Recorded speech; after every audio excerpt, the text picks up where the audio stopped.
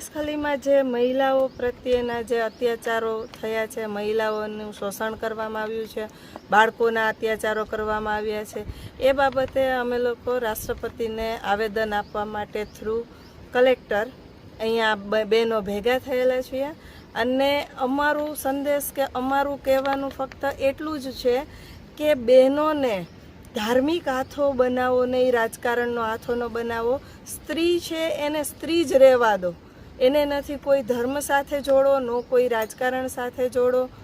ફક્ત એને શાંતિથી એની રીતના જીવવા દો, એને આગળ વધવા દો.